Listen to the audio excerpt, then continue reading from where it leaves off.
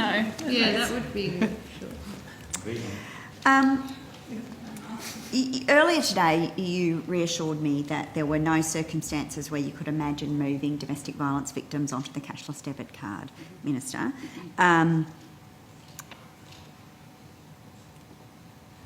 Can I just check whether that extends to people who may be seeking a crisis payment from Centrelink?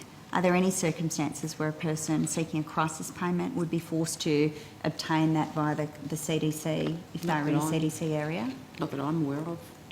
Okay. I ask because I have heard anecdotal reports of domestic violence victims who are on government benefits, are moved into accommodation located in a trial site when they approach a domestic violence service provider for assistance, and then are forced onto the cashless debit card because they've moved from an area where the CDC is not in force, they've sought accommodation assistance essentially, moved into an area where it is in force, and then are forced onto the CDC. Is that something... I can't verify that, but can I ask whether that is something that is possible under existing guidelines? I would have to check on that, Senator. Is it technically possible that that could be what happens to a person? I mean, a person who relocates to a cashless debit card site and changes their address because they're permanently staying in that new site potentially may receive notification that that's a cashless debit card site. That's the only circumstance.